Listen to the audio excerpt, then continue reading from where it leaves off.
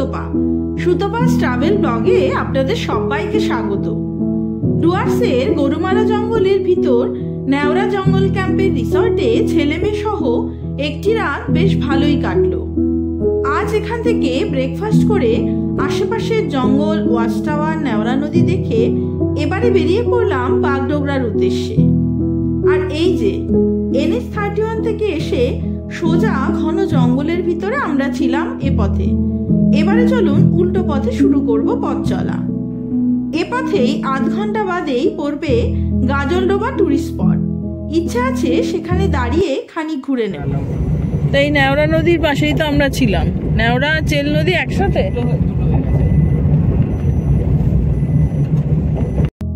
আসলে ছেলে মেয়ে এই মুহূর্তে বেশি উৎসাহী কতক্ষণে ছোট পিসির বাড়ি পৌঁছবে, সেখানে সকলে অপেক্ষা করছে। আসল ব্যাপারটা হলো চাকরি সূত্রে ভাগ্নি থাকে বাগডোগরা, আর তাকে সঙ্গ দিতে ওর মা ঠাকুমা সকলেই চলে এসেছে ওখানে। এখন আমাদের নর্থ বেঙ্গল ঘন ঘন আসার কারণও কিন্তু ওদের সাথে দেখা করা। সবাই সবাইকে খুব মিস করি। চলুন গল্প করতে করতে চলে আসলাম Teesta barrage. Teesta barrage project শুধুমাত্র পশ্চিমবঙ্গ নয়, সমগ্র পূর্বাঞ্চলের বৃহত্তম সেচ প্রকল্পের মধ্যে একটি। এই প্রজেক্টে 3টি ভিন্ন পর্যায় রয়েছে। প্রকল্পটি সেচ, জলবিদ্যুৎ উৎপাদন, নৌ চলাচল এবং বন্যা নিয়ন্ত্রণের ক্ষেত্রে তিস্তা নদীকে সমানভাবে কাজে লাগানোর পরিকল্পনা করেছে। এই জায়গার নাম অনুসারে একে গাজলডোবা ব্যারেজও বলা হয়। অনেক পর্যটকই বা আশেপাশের বহু লোক আসে এই ব্যারেজ দেখতে। তিস্তা ব্যারেজে 50টি লক গেট রয়েছে। যখন যেমন প্রয়োজন সেই মতোই লক গেট খুলে দেওয়া হয়। চলুন একবারটি গাড়ি থেকে নেমে তিস্তা নদীকে সামনে থেকে দেখি। মাত্র কয়েকটি গেটই খোলা রয়েছে দেখছি। তাতেই জল যে গতিতে বয়ে যাচ্ছে তা নিচের দিকে তাকালেই যেন ভয় করছে।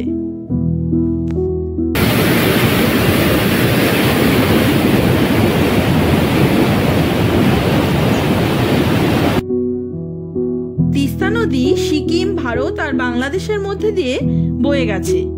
তিস্তা সিকিম ও পশ্চিমবঙ্গের জলপাইগুড়ি বিভাগের প্রধান নদী। একে সিকিম ও উত্তরবঙ্গের জীবন রেখাও বলা হয়।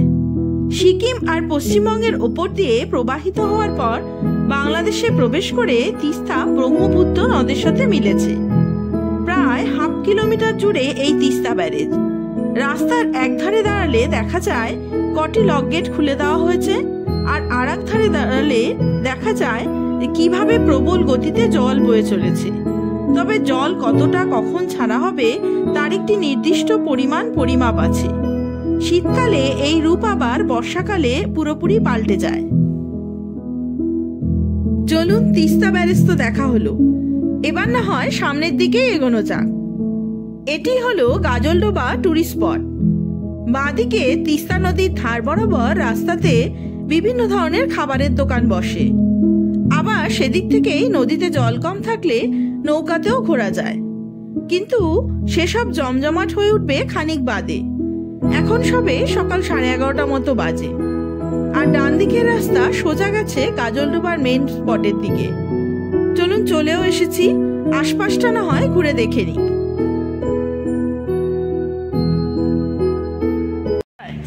এরকম গোল করে রাউন্ডে আসতে হবে। কত করে টোটো? টোটো পার হেড 100 টাকা, আর সাইকেল 20 মিনিটে 100 টাকা। মানে নিয়ে আবার দিয়ে আবার রেখে যাবো, তাই তো? তাতে কি লাগবে? ডকুমেন্ট জমা দিতে হয় কিছু? এমনি হবে।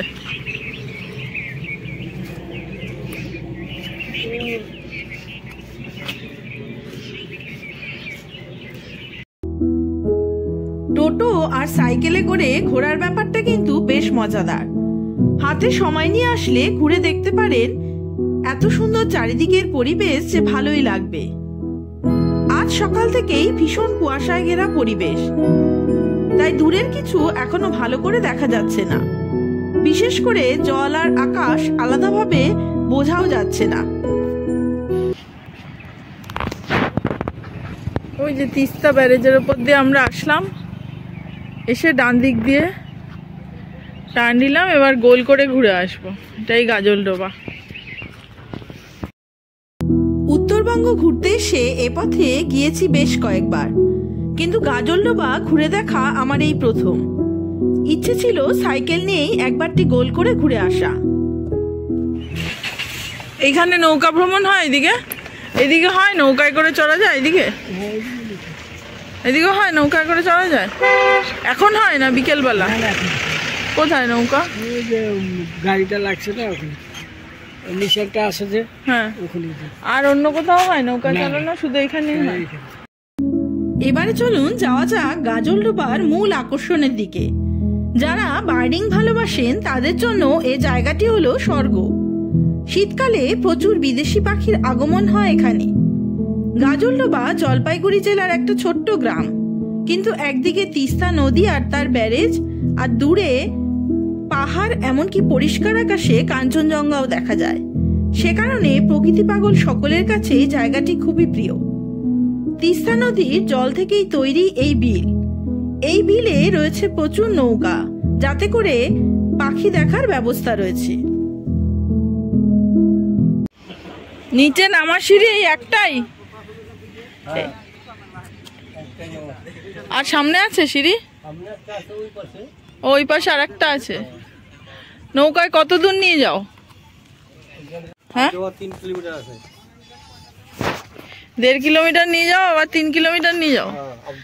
1.5 কিলোমিটারে কত নাও? আর 3 কিলোমিটার?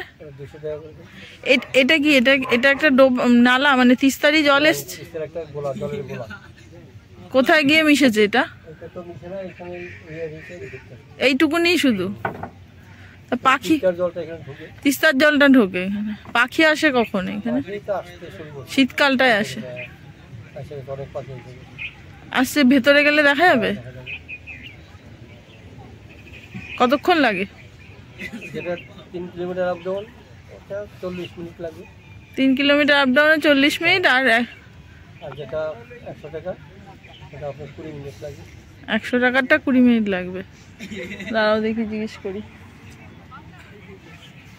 সারাদিনই তো আসলে? হয়তো সারাদিনই।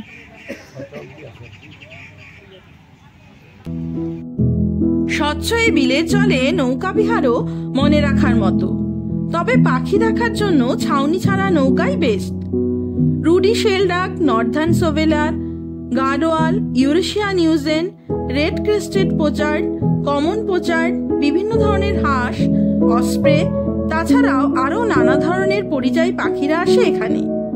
যদিও এখন ডিসেম্বরের শুরুর দিকে সমস্ত পাখিদের দল এসে পারেনি, তবে ফেব্রুয়ারি মাস পর্যন্ত দেখা যায় এদেরকে।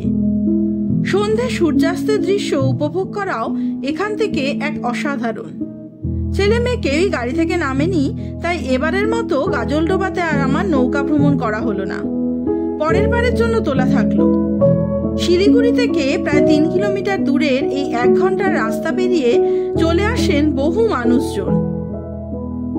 এখানে সারাটা দিন সময় কাটিয়ে তারপর আবার ফেরত যান, তাই শীতকালটা বেশ ভিড়ে জমজমাট থাকে এই চত্বর।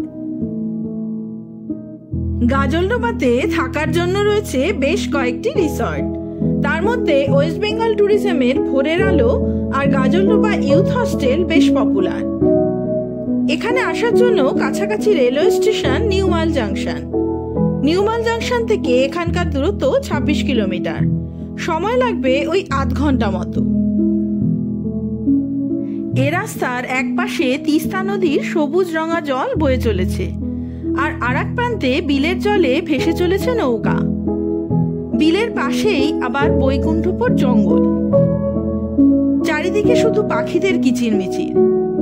চলুন এবারে ফেরা যাক। কিছু সময় পর এই রাস্তার ধারে খাবারের দোকান হয়ে উঠবে জমজমাট। সবেমাত্র দোকানপাট গোছানোর প্রস্তুতি চলছে। এই রাস্তায় আবার সোজা গিয়ে ডান দিক হয়ে আমরা এখন ফিরব। সবার এখন ফেরার তাড়া।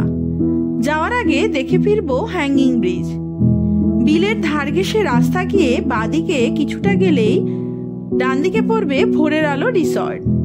আর এই প্রপার্টির পাশেই 2023 সালে তৈরি হয়েছে একটি ঝুলন্ত সেতু, যেটি অস্ট্রেলিয়ার সিডনি হারবার ব্রিজের অনুকরণে তৈরি। এই ব্রিজের অ্যাট্রাকশনের জন্য এই চত্বরেও বিকেল থেকে ভালোই ভিড় জমে যায়। সাইকেল টোটোতে গাজলডোবা ঘুরলে এই ব্রিজ পার করে বাঁদিকে গোল করে ঘুরে আবার স্টার্টিং পয়েন্টে চলে যাওয়া যাবে, যেখানে আমরা গাড়ি থামিয়ে আশেপাশে ঘুরেছিলাম। তবে আজকে আমাদের ড্রাইভার ভাগ্য বিশেষ ভালো নয়, সে কোথাওই দাঁড়াতে চাইছে না। লাটাগুড়ি থেকে সোজা বাগডোগরায় নামিয়ে কতক্ষণে সে ফিরবে তার সেই তাড়া। গোল করে ঘুরে আবার চলে যায়। হ্যাঁ,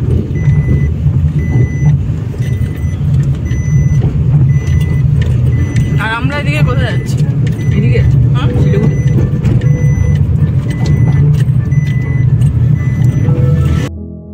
তাহলে আর কি করা, গাড়ি এবার ছুটে চলেছে শিলিগুড়ির দিকে। তবে রাস্তাপথের এই জার্নিও প্রতিবারের মতো উপভোগ করছি। গাজলডোবাতে কিছুটা সময় কাটিয়েও 1 ঘন্টা 45 মিনিটের মধ্যেই পৌঁছে গেলাম বাগডোগরার বিহার মোড়ে ভাগ্নির বাড়িতে। যদিও এটা অস্থায়ী ঠিকানা ওদের। ভাই বোনরা এবার বসেছে অতি গভীর আলোচনাতে। আলোচনার বিষয়বস্তু একটাই, ভালো ভালো খাওয়া দাওয়া। এখন কি খাবে, আবার পরে কি খাবে, সেটাই চলতে থাকলো পরপর।